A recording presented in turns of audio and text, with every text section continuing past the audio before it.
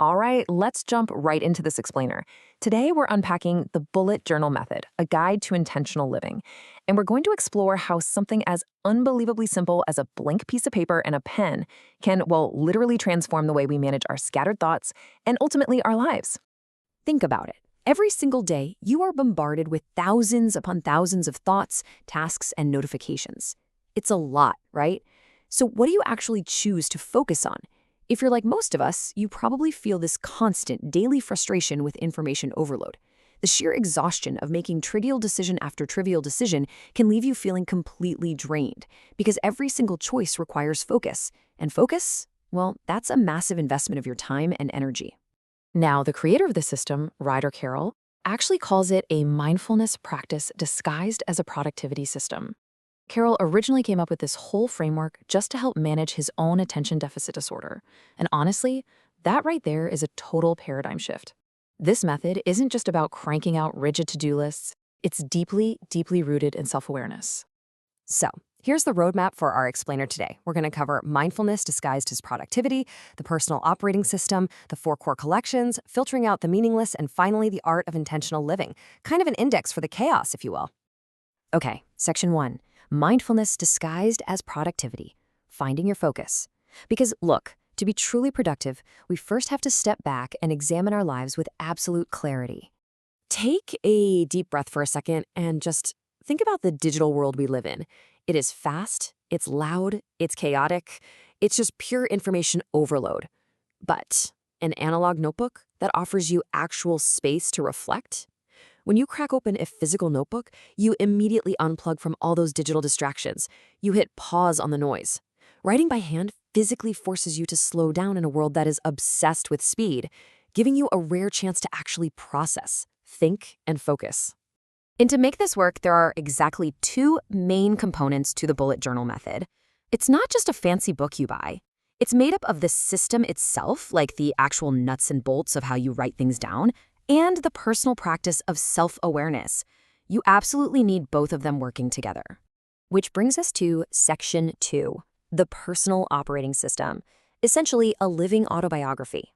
Here we're taking the standard run-of-the-mill notebook and elevating it into a comprehensive framework for your entire life.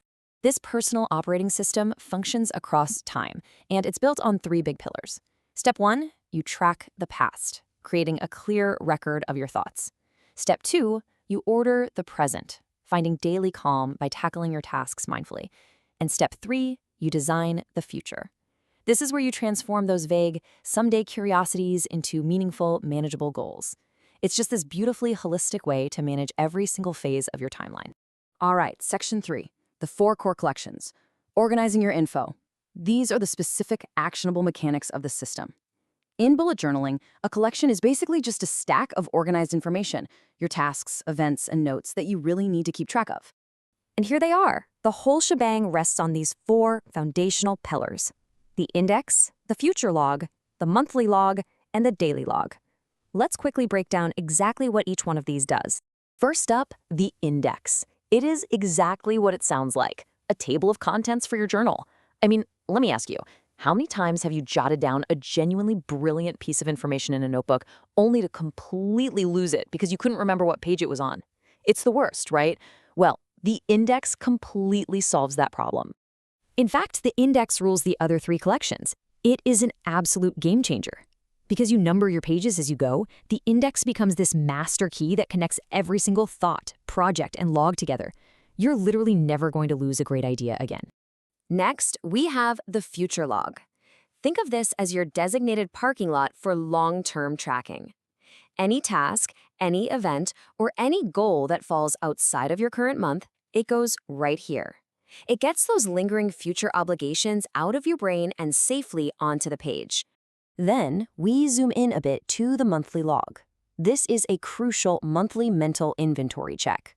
It gives you a crystal clear, high-level overview of the time you have and the tasks you absolutely have to knock out over the next 30 days.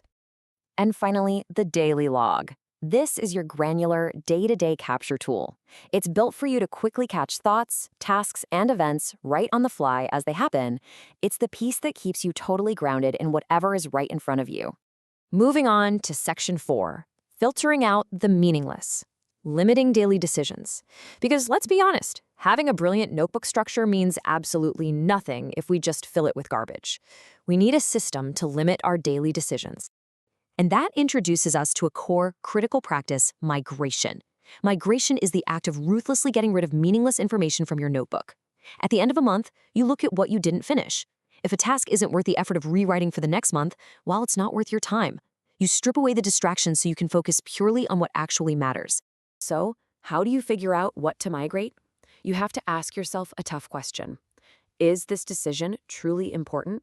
The author suggests sorting things into 3 buckets: what you're currently working on, what you feel you should be working on, and what you actually want to be working on. I challenge you to look at your own to-do list through this lens. Are you truly investing your time wisely? Or are you just busy? If you have goals on those lists, you need to put them through a strict litmus test. Ask yourself, what about this goal sparked my curiosity in the first place? What motivated me to invest my time here? What am I actually trying to accomplish, and what's it going to require?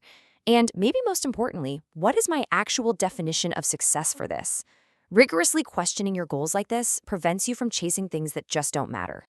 And that brings us to our final section, Section 5, the art of intentional living, finding your true purpose. This is where it all comes together, where tracking, ordering, and designing fuse into a life of genuine purpose. Let's summarize this journey across time. The core collections map perfectly to your life. Think about it. You maintain a clear record of your past thoughts. You achieve this mindful, systematic, daily calm in the present. And because of that, you can confidently step into the future, transforming those vague curiosities into clear, manageable action steps. The ultimate results of all of this: intentionality. It's a bridge between your beliefs and your actions.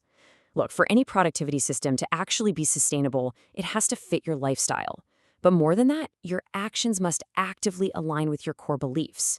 The bullet journal just forces you to sit down and reflect on those beliefs every single day. Ryder Carroll leaves us with this incredible thought. The bullet journal method will help you accomplish more by working on less. By systematically stripping away all that meaningless clutter, you make room for the truly meaningful. So here's my final question for you. If you could strip away 50% of the noise in your head right now, simply by writing it down, what amazing things would you finally have the energy to build? Go grab a pen and find out.